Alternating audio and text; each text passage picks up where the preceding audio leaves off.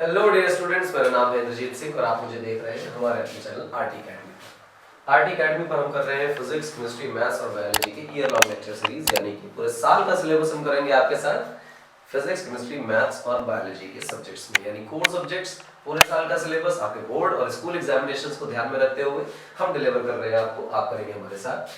चर्चा चल रही है बेटा ग्रेविटेशन की, और ग्रेविटेशन में चल रहा है मोशन ऑफ सैटेलाइट।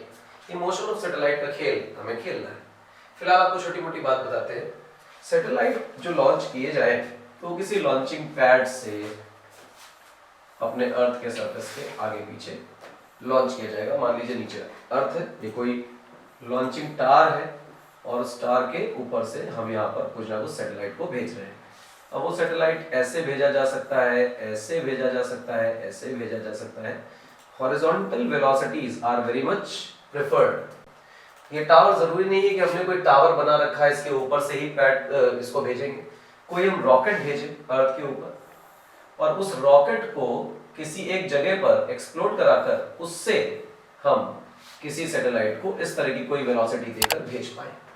ठीक, तो कुल मिला के ये जो लॉन्चिंग पैड है या फिर ये जो टावर है, इसको आप टावर समझ सकते हैं, या फिर किसी रॉकेट के थ्रू किसी हाइट पर उसे ऐसे हॉरिजॉन्टल सो कॉल्ड वेलोसिटी दी जा सकती है। हॉरिजॉन्टल वेलोसिटी का मतलब है कि अर्थ पे टेंजेंट ये चीज है, अर्थ के टेंजेंट के पैरेलल आप इसको वेलोसिटी दे रहे हैं। पूरी संभावना है कि अगर आप बहुत धीमे पार्टिकल को फेंकें तो वापस अपने पे ही गिर जाए, वापस अपने पे ही गिर जाए, और तेज फेंके और आगे गिरे, और तेज फेंके तो हो सकता है परफेक्ट सर्कल कर जाए, और जब परफेक्ट सर्कल कर जाएगा तो वो स्टेशनरी ऑब्जेक्ट, स्टेशनरी ऑर्बिट कहलाएगा। आप देखिए इस तरह की बात आ गई है हमारे सामने। देखिए गौर से क्या कह रहा है। कह रहा है कि टावर है, कोई टावर के दो मीनिंग मैंने बताया, दोनों हो सकते हैं। हमने स्लो फेंका, वो जल्दी गिर गया। हमने स्पीड और बढ़ाई, वो और दूर गिरा। हमने स्पीड और बढ़ाई, वो और दूर गिरा। हमने सफिशिएंट स्पीड कर दी तो मालूम चला कि वो गिरा नहीं, बल्कि परफेक्ट सर्कल में अर्थ के सरफेस के चारों ओर घूम रहा है।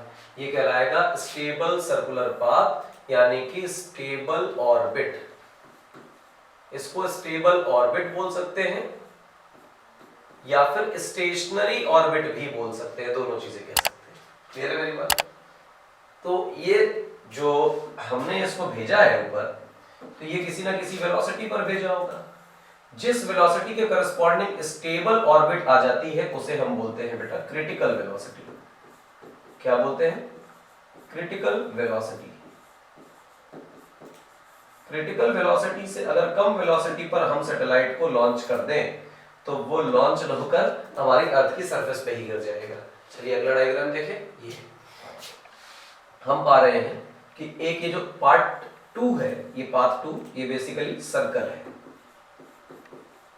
ठीक, ये जिस वेलोसिटी से भेजा गया उसको हम बोलेंगे क्रिटिकल वेलोसिटी, और यहां पर पाथ 1 जो है, ये पाथ 1 कहलाता है पैराबोला, और यहां पर जो वेलोसिटी है वो क्रिटिकल वेलोसिटी से कम है। मतलब अगर हम क्रिटिकल वेलोसिटी से कम वेलोसिटी दें तो ये पार्टिकल पैराबोलिक पाथ में मूव करेगा और वापस अर्थ की सरफेस पर गिर पड़ेगा।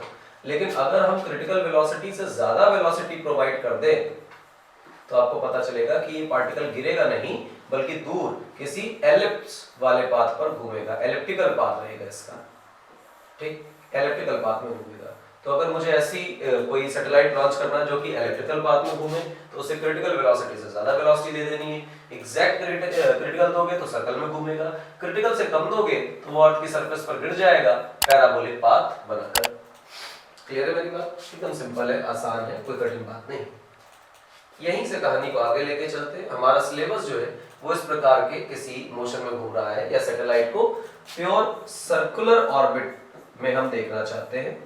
एलिप्स वगैरह की इक्वेशन से इतने ज्यादा अभी परिचित नहीं है, तो फिजिक्स में जो सेगमेंट रखा गया है तो प्योर सर्कुलर ऑर्बिट्स का रखा गया है, टेढ़ी मेढ़ी बातें नहीं की गई। ठीक, हम अर्थ की सेंटर से अर्थ के सरफेस तक के रेडियस को RE बोल दे और ये कह दे कि सरफेस से जो हमारा सैटेलाइट है वो किसी x दूरी पर है, और सैटेलाइट में जो वेलोसिटी है सैटेलाइट की किसी ऑर्बिट में वो v ऑर्बिटल VO है, और ये ऑर्बिट के टेंजेंट रहेगी, और ऑर्बिट मैंने पहले लिख दिया सर्कल है। ठीक, तो सेंटर से, अर्थ के सेंटर से जो हमारे सैटेलाइट की दूरी है वो r + x निकल कर आएगी। और सेंटर से दूरी इसलिए भी जरूरी है क्योंकि जो ग्रेविटेशनल फोर्स है वो centre of mass of satellite और centre of mass of earth के बीच में ही लगने वाली। तो ये सारे डायग्राम्स आपके दिमाग में जरूर रहने चाहिए। हम ये काम पहले कर चुके हैं, जैसे हम ऑर्बिटल वेलोसिटी बोल रहे हैं, बट स्टिल मैं आपको ऑर्बिटल वेलोसिटी का एक डोज देना चाहता हूं ताकि आपके दिमाग में सेटल हो जाए कि ऑर्बिटल वेलोसिटी क्या है। इसी के आगे हम और बढ़िया चर्चा करने वाले हैं। देखिए बेटा गौर से,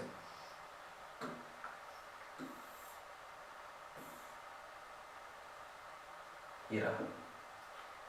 अब हमारा जो सैटेलाइट है वो यहां पर मान लेते हैं। सैटेलाइट तो बहुत छोटा ही होगा अर्थ के कंपैरिजन में, m मास है इसका, टेंजेंशियल वेलोसिटी है, इसे हम v ऑर्बिटल vo लिख देते हैं। आप पाएंगे कि अर्थ के सेंटर से भाई साहब की कुछ ना कुछ दूरी है, अर्थ का ये सेंटर है, सेंटर से सरफेस तक हम re बोलेंगे और सरफेस से और ये सैटेलाइट तक हम x बोलेंगे। तो जो दोनों के बीच का सेपरेशन स्मॉल r है वो एक्चुअली re प्लस x बनकर आता है। क्लियर है मेरी बात? अगर ये सेंट्रीपिटल फोर्स की वजह से घूम रहा है, क्योंकि सर्कल में घूम रहा है तो लॉजिकली सेंट्रीपिटल फोर्स इन्वॉल्व होगी, तो हम कहेंगे सेंट्रीपिटल फोर्स लगनी चाहिए। तो सवाल ये आता है कि सेंट्रीपिटल फोर्स तो हमने पढ़ाया था कि वो तो नेचर होता है, कोई इंडिविजुअल फोर्स तो नहीं। तो सेंट्रीपिटल फोर्स जो है बेटा वो towards the centre gravitational force के बराबर होगी, gravitation he towards the centre लग रहा है। तो आपको ऐसा कहना चाहिए तुरंत कि जो सेंट्रीपिटल फोर्स है वो ग्रेविटेशनल फोर्स के बिल्कुल बराबर है। और जैसे ही आपको ये दिखाई दे आप तुरंत बोलने लग जाए कि g धरती माता का मास, सैटेलाइट का mass upon re plus x का होल स्क्वायर, क्योंकि रेडियस तो यही है सर्कल की। और दूसरा जो सेंट्रीपिटल फोर्स है उसका फॉर्मूला होगा mv square by re plus x, mv square by r basically, और r की जगह वो टोटल दूरी लेनी है अर्थ के सेंटर ऑफ मास से सैटेलाइट तक। आप देखें re प्लस x से re प्लस x कट जाएगा, m से m कट जाएगा, यहाँ से हमारे पास जो v नॉट निकल कर आएगा वो आएगा square root over gme upon re plus x, ये वाली बात निकल कर आएगी। क्लियर है मेरी बात? बिल्कुल आसान है। एक काम करिए, यहां से लिखिए gme upon re 1 plus x upon re, और फिर इस स्क्वायर रूट के अंदर re और re का मल्टीप्लाई डिवाइड कर दीजिए। और फिर आप ये देख पाएंगे यहां से कि आपने ऑर्बिटल वेलोसिटी का जो फॉर्मूला बनाया बेटा वो बना लिया gme upon re square multiplied by re whole divided by 1 plus x upon re, ये रहा। और फिर कोई बच्चा इस चीज को बहुत गौर से अगर देखे तो तुरंत पहचान जाएगा कि छोटे डब्बे में क्या लिखा है। ये gme अपॉन re स्क्वायर जो होता है ये तो स्मॉल g होता है, तो हमने लिख दिया small g at surface into re upon 1 plus x upon re। ये बन गया बच्चा ऑर्बिटल वेलोसिटी का फॉर्मूला। आप चाहो तो उस फॉर्मूले को वहीं छोड़ सकते हो और आप चाहो तो यहां तक लिख सकते हो, तो कोई फर्क नहीं पड़ता, दोनों चीजें एक ही है। अब यहाँ पर एक क्लॉज लगाया जाता है। कौन सा क्लॉज लगाया जाता है? कहा जाता है कि अगर ऐसा हो जाए कि x बहुत बहुत बहुत छोटा है re से, यानी लगभग 250 किलोमीटर 200 किलोमीटर की हाइट पर सैटेलाइट है, ऐसे सैटेलाइट्स होते हैं जो 200 250 300 किलोमीटर की हाइट पर है, तो अर्थ की रेडियस तो 6400 किलोमीटर, 6400 के आगे 200 बहुत बड़ा नहीं है, तो हम ये कह देते हैं x बहुत छोटा हो re से। तो क्या बन जाएगा? देखो गौर से, v ऑर्बिटल की वैल्यू बनेगी under root g re 1 plus x upon re की पावर -1 और 1 प्लस x की पावर n का फॉर्मूला जो है x बहुत छोटे होने पे स्मॉल एंगल अप्रोक्सीमेशन है, लास्ट लेक्चर में भी पढ़ाया था कि ये बन जाएगा 1 माइनस x अपॉन re, ये फॉर्मूला बन जाएगा। इस प्रकार से हमारे पास ऑर्बिटल वेलोसिटी का वो फॉर्मूला आता है जब सैटेलाइट अर्थ की सरफेस के बहुत करीब होता है। तो दो फॉर्मूलाज हमारे पास स्टैंडर्ड हैं जिनकी मैंने डेरिवेशन आपके लिए करके दी और ये आपको सब याद होना चाहिए। ठीक, आगे बढ़ते हैं। ये तो लास्ट लेक्चर में भी कर ही लिया था, तो क्या ही बात थी। इसके बाद आता है टाइम पीरियड ऑफ सैटेलाइट। तो तो चर्चा करते हैं बेटा किसकी, टाइम पीरियड ऑफ सैटेलाइट। आओगे, टाइम पीरियड कैसे निकाला जाएगा, एकदम आसान। मान लीजिए आपके पास अर्थ के अबाउट कोई ना कोई ऑर्बिट है, अर्थ भी इसमें छोटी सी बना लेनी चाहिए कहीं, चलो सिग्निफिकेंट बना लो, क्या दिक्कत है।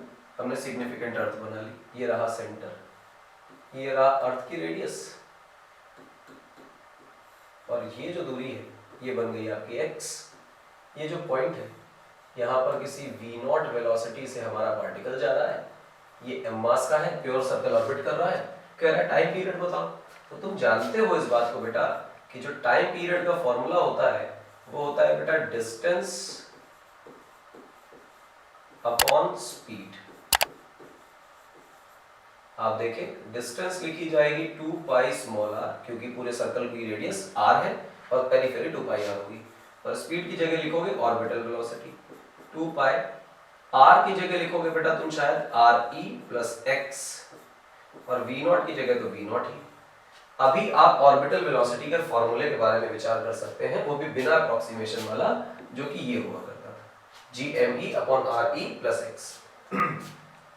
तो जो टाइम पीरियड आप लिख रहे हैं बेटा वो क्या लिखेंगे, देखिए लिखेंगे 2 पाई re प्लस x, और नीचे आपने लिखा square root over gme upon re plus x। आप चाहें तो इस सेगमेंट को दोबारा से चेक कर लें, gme upon re plus x v0 की वैल्यू आपने लिख ली है। आप इसमें से बेटा 2 पाई को जरा बाहर ही रहने दें और फिर ऐसे स्क्वायर रूट लगाएं, इस वाले re प्लस x को भी रूट के अंदर ले जाएं, तो आप लिखेंगे re प्लस x, इसको रूट के अंदर ले जाओगे तो स्क्वायर बन जाएगा, नीचे वाला ऊपर मल्टीप्लाई होगा तो पावर 3 बन जाएगी, और नीचे लिखा हुआ है बेटा gme इस प्रकार से। तो ये रहा मेरे बच्चे आपका टाइम पीरियड। अगर आपको गलती से भी थोड़ी बहुत बातें मालूम है, मतलब कितनी हाइट पर सैटेलाइट है ये मालूम है, और तो काम बन गया, ऑर्बिटल वेलोसिटी वाली चीजें तो आ ही गई, बस ये पता होना चाहिए कि अर्थ के सरफेस से कितना ऊपर हमारा सैटेलाइट है। अगर ये x मालूम है तो हमें टाइम पीरियड भी मालूम है। बहुत बढ़िया। अब क्या कहें, अगर ऐसा हो जाए,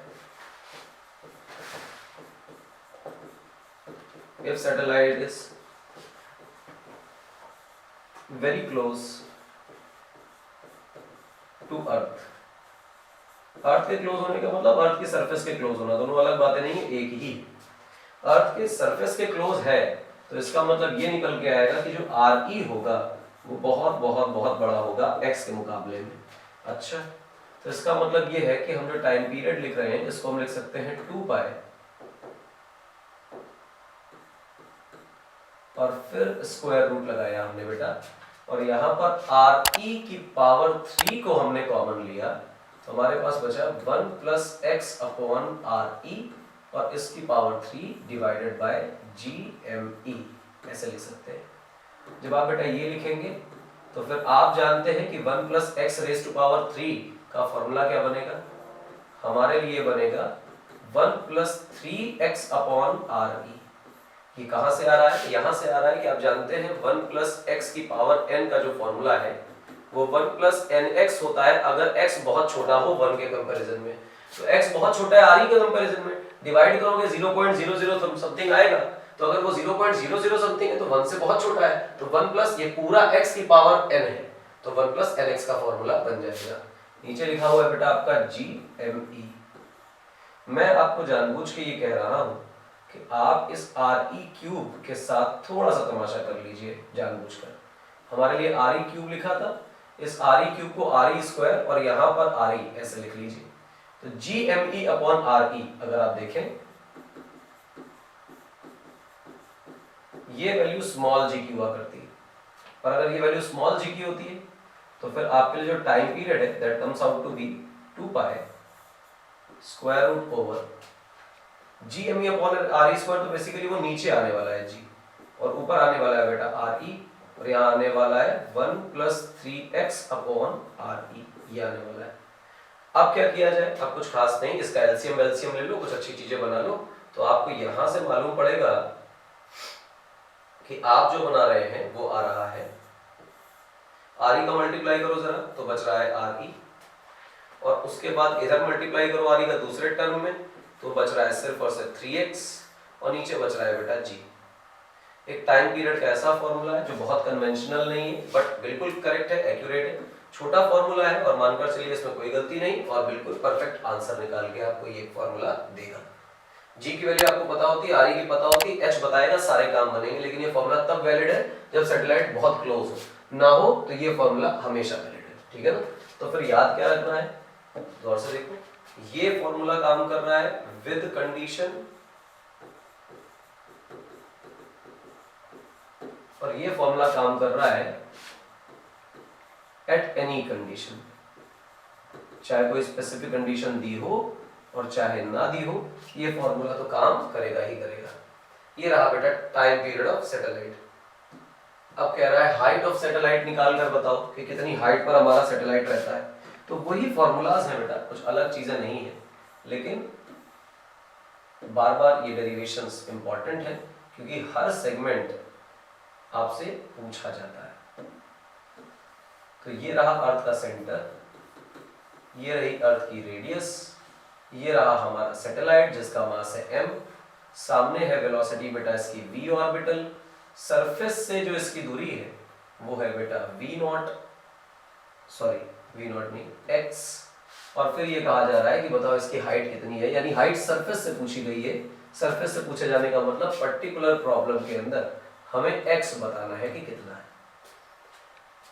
x कैसे बताओगे, कई तरीके हैं बताने के। हम फिर से वही सेंट्रीपिटल फोर्स जो है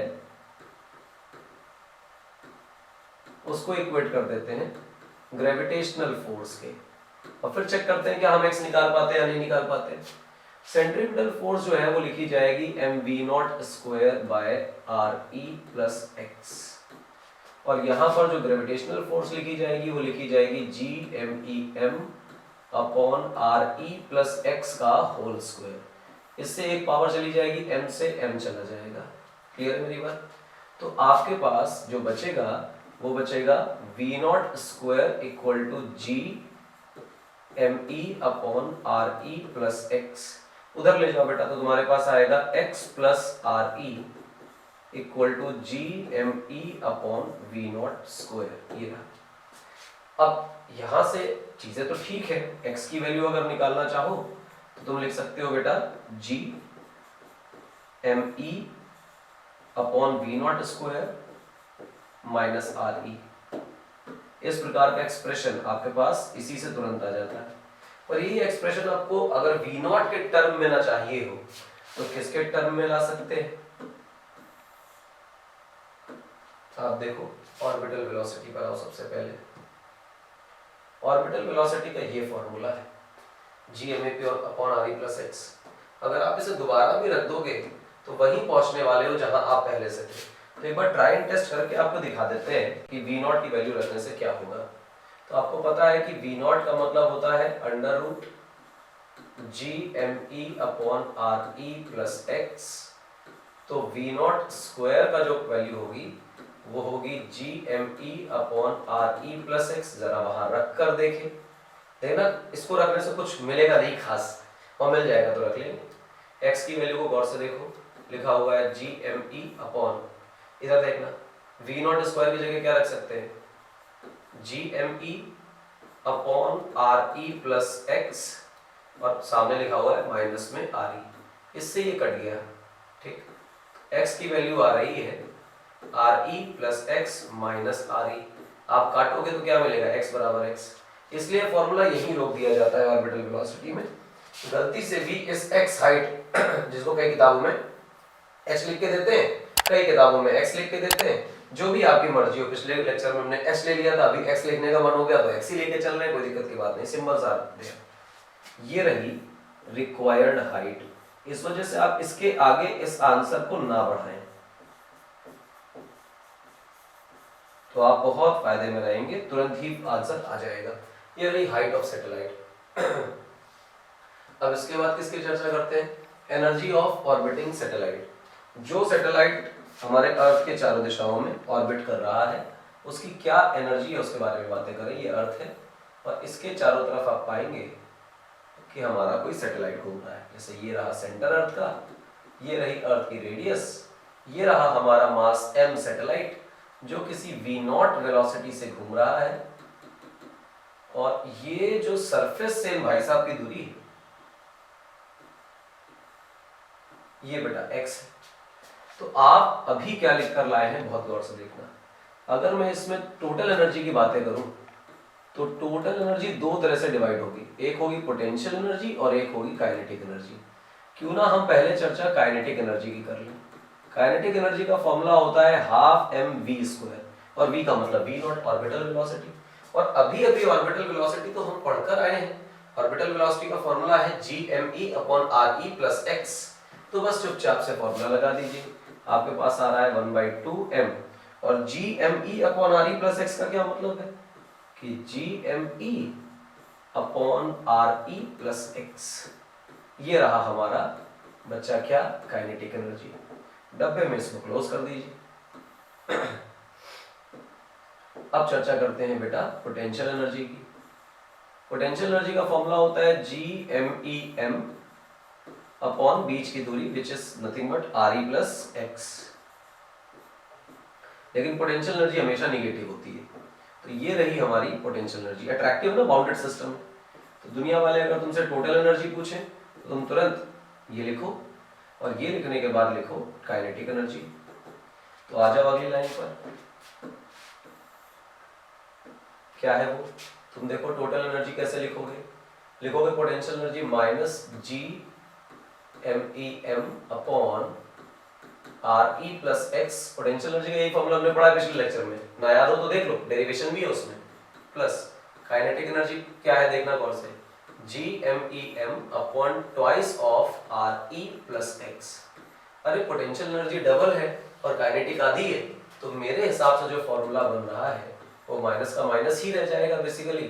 तो gmem अपॉन re + x। गौर से देखना, मैं इसे प्लस ले रहा हूँ और कॉमन ले रहा हूँ ये चीजें।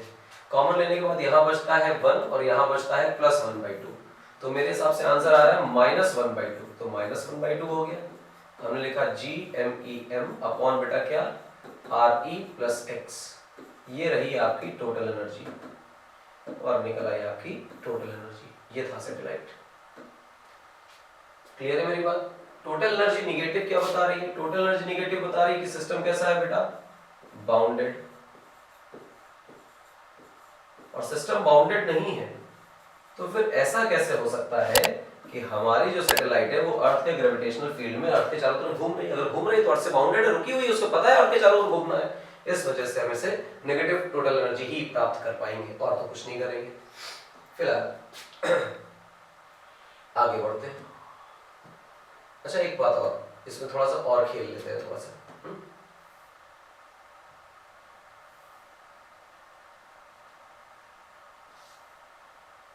चलिए देखो हमने क्या कर रखा है, टोटल एनर्जी निकाल रखी है, x हाइट पर निकाल रखी है। तो जरा फॉर्मूले में गौर से देख लेते हैं।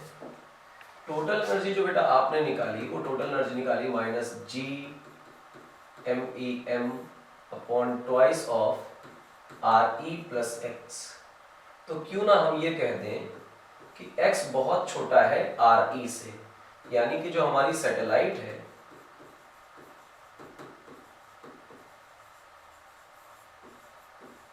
is very close to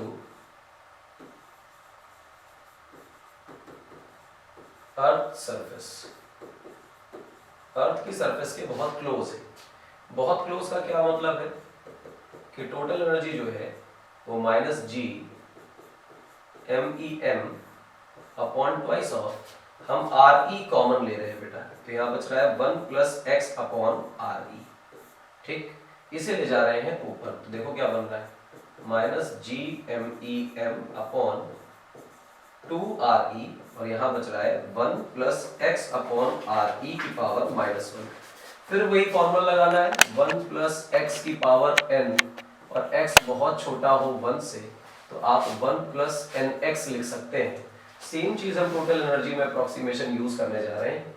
हम लिखेंगे -gmem upon twice of re, और जो अंदर रहेगा ब्रैकेट में वो रहेगा 1 - x अपॉन re। ये रहा। अब आप चाहें तो इसमें आर ई का मल्टीप्लीकेशन और आर ई का डिवीजन भी कर सकते हैं इफ यू विश, और ना करना चाहो तो मत करो, यहीं से एलसीएम ले लो। चलो ठीक, बढ़िया चीज देखते हैं, कोई मल्टीप्लाई डिवाइड करने की जरूरत नहीं, एलसीएम ले लेते हैं। G M E M upon 2 RE, और यहां आएगा RE minus x upon RE। RE करोगे तो RE स्क्वायर बन जाएगा, G E upon RE square. यहाँ लिखा बेटा m/2 और यहाँ लिखा बेटा हमने RE माइनस एक्स। ये जो टर्म लिखा है ये पूरी तरह से हमारे पास स्मॉल g की वैल्यू जो अर्थ की सरफेस पे ग्रेविटी होती है, तो हमने कहा माइनस जी m/2 और RE माइनस एक्स। लेकिन ये फॉर्मूला भी तभी काम करेगा जब ये अप्रोक्सीमेशन लगा रखा है, अन्यथा तो पिछले पेज वाला फॉर्मूला जो है करेक्ट है। तो ये अप्रोक्सीमेशन लगा के अलग अलग शक्लों के आप फॉर्मूला निकाल सकते हैं, शक्लें चाहे अलग हो लेकिन फॉर्मूला एक ही है और सारे ही शक्लें ठीक मानी जाती है, कोई बुराई नहीं है इसमें। बातें करते हैं बाइंडिंग एनर्जी की। What is the binding energy of our satellite? Satellite की बाइंडिंग एनर्जी का मतलब है कितनी एनर्जी और दे देने पर जो हमारी सैटेलाइट है वो बाहर चली जाएगी। ध्यान दीजिए कि टोटल एनर्जी जो है वो 3 प्रकार से हम सोच सकते हैं, या तो पॉजिटिव, या तो जीरो, या तो नेगेटिव। जीरो और पॉजिटिव ये एस्टैब्लिश करते हैं कि जो सिस्टम है वो अनबाउंड है, और नेगेटिव जो है वो बताता है कि सिस्टम जो है वो बाउंड है। बाइंडिंग एनर्जी एस्टैब्लिश करती है कि सैटेलाइट अर्थ से बिल्कुल अटैच्ड है, अटैच का मतलब जुड़ा हुआ नहीं है, यानी वो ऐसे कनेक्टेड है कि वो अर्थ के चारों ओर घूम रहा है, यानी कि सैटेलाइट अर्थ के फाउंडेशन पे है, एक दूसरे के साथ रह रहे हैं दोनों, यानी जो टोटल एनर्जी है वो नेगेटिव। अगर हम चाहते हैं कि उसे अर्थ के ग्रेविटेशनल फील्ड से हमेशा के लिए बाहर कर दें तो कितनी एनर्जी देनी पड़ेगी? तो जितनी एनर्जी देनी पड़ेगी उससे हम कहेंगे कि सिस्टम को अनबाउंड कर दिया। यार जितनी नेगेटिव एनर्जी मेरे पास है उतनी ही पॉजिटिव अगर मुझे मिल जाए तो मिलाकर दोनों कितनी हो जाएंगी? जीरो, और जीरो एनर्जी होते ही क्या बन जाएगा? Unbound system. हमने देखा कि total energy of the satellite जो है वो minus G M E M upon twice of RE plus x के बराबर। तो कॉमन सेंस है, अगर हम बाइंडिंग एनर्जी कितनी दें तो हम जानते हैं कि माइनस टोटल एनर्जी के बराबर की बाइंडिंग एनर्जी देते हैं। माइनस माइनस बन जाएगा बेटा प्लस, और हम कहेंगे GMEM upon twice of RE plus x, ये हो जाएगा। तो जरा हम now the total energy new की बातें करें तो तुम्हें पता चलेगा कि किसी x हाइट पर जो टोटल एनर्जी हुआ करती थी सैटेलाइट की अपने आप, वो होती थी ये, और जो हमने प्रोवाइड करी वो एनर्जी हो गई बेटा ये। और तुम देख रहे हो दोनों बराबर हैं, और टोटल एनर्जी कितनी हो गई? जीरो। जीरो का मतलब कैसा हो गया बेटा? अनबाउंड, यानी कि इतनी एनर्जी तुम्हें जरूरत पड़ेगी इस सैटेलाइट को अर्थ के ग्रेविटेशनल फील्ड से हमेशा के लिए बाहर निकालने की। तो बाइंडिंग एनर्जी का क्या मतलब हुआ? मतलब हुआ energy required to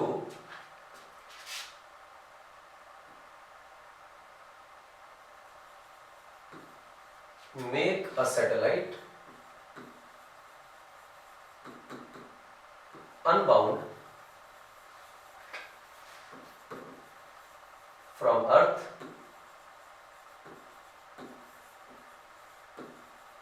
from its orbit। Earth surface मतलब जो हमारा सैटेलाइट है उसे उसकी ऑर्बिट से इतनी एनर्जी दे दी जाए कि वो अर्थ के अट्रैक्शन फोर्स से अनबाउंड हो जाए, तो हम कहेंगे वो बाइंडिंग एनर्जी। बाइंडिंग एनर्जी के बाद एक सिस्टम आता है, इसको बोलते हैं जियो स्टेशनरी सैटेलाइट। जियो स्टेशनरी सैटेलाइट का क्या मतलब है? मान लो कि ये अर्थ है और अर्थ के चारों तरफ इस किसी रेडियस पर, इक्वेटर पर ये आदमी घूम रहा है, ये सैटेलाइट है, ठीक है ना। ये रहा हमारा RE, और बेटा ये जो दूरी रही ये रही x, और ऐसे टेंजेंट किसी v0 वेलोसिटी से हमारा पार्टिकल चल रहा है। m बेचारे का मास है, और हम कह रहे हैं कि जियो स्टेशनरी। जियो का मतलब अर्थ से रिलेटेड है कि अर्थ की रिस्पेक्ट में, और स्टेशनरी का मतलब होता है कि रुका हुआ, यानी ऐसा हो जाए कि कोई सैटेलाइट इस तरह चल रहा हो कि वो अर्थ की रिस्पेक्ट में हमेशा रुका हुआ हो। इसका मतलब यहाँ कोई आदमी खड़ा होकर अगर इसको ऑब्जर्व करे तो कभी भी ये सैटेलाइट चलता हुआ दिखाई ना दे। कब नहीं देगा? अर्थ भी तो अपनी एक्सिस के चारों ओर घूम रही है। जवाब है हाँ, अर्थ भी घूम रही है। तो जितने ओमेगा से अर्थ घूमी अपने चारों तरफ, अगर उतने ही ओमेगा से सैटेलाइट भी घूमे, तो इन दोनों के बीच में कोई रिलेटिव सर्कुलर मोशन नहीं होगा और हम अपने अर्थ पर खड़े होकर इस सैटेलाइट को हमेशा रेस्ट पर पाएंगे। सामने दिख रहा था, हम थीटा एंगल घूमे, वो भी थीटा एंगल घूम गया। तो अगर मेरा ओमेगा सेम है, सेम एंगल सेम टाइम में घूम रहे हैं, तो वो रेस्ट पर दिखाई देगा। इसका मतलब ये हुआ कि टाइम पीरियड जो है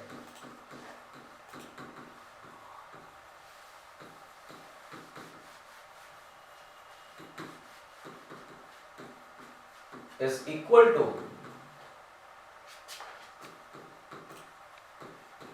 टाइम ऑफ रोटेशन, अपने एक्सिस पर रोटेट करने वाला ऑफ अर्थ।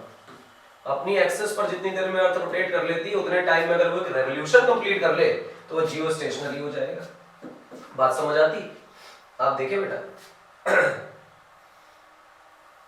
टाइम पीरियड की बातें कर ले। ये टाइम पीरियड निकला हुआ है, कहाँ है टाइम पीरियड? ये रहा time period, 2 pi under root R E plus x का whole square G M E. हम इसी टाइम पीरियड के फॉर्मूले का इस्तेमाल करने वाले हैं। तो टाइम पीरियड का फॉर्मूला आपने लिखा है 2 pi under root R E plus x का whole cube divided by G M E.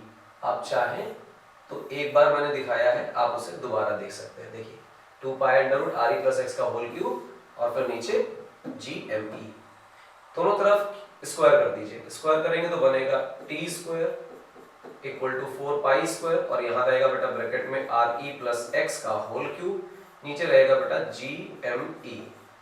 आप सब कुछ उधर ले जाइए तो आपको दिखेगा आर ई प्लस एक्स का whole cube equal to G M E into T square upon 4 pi square.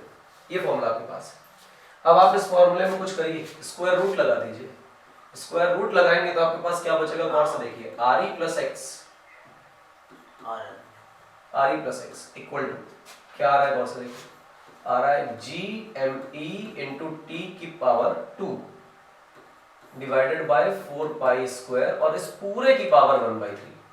तो जो x आ रहा है वो आ रहा है G M E T square upon 4 pi square पूरे की पावर 1/3 माइनस आर ई। अब गौर से देखो, जी एम ई तुम्हें पता होता है, 4 पाई स्क्वायर भी तुम्हें पता ही है, और आर ई भी तुम्हें पता ही है, बस टाइम पीरियड ही फंसता है। तो टाइम पीरियड तो तुम जियो स्टेशनरी के लिए बोल रहे हो कि 24 घंटे है, और 24 घंटे का मतलब 24 घंटे 60 मिनट और 60 सेकेंड। सेकंड्स में कन्वर्ट करने के बाद ये लोग जो है वो एसआई में कन्वर्ट हो जाते हैं।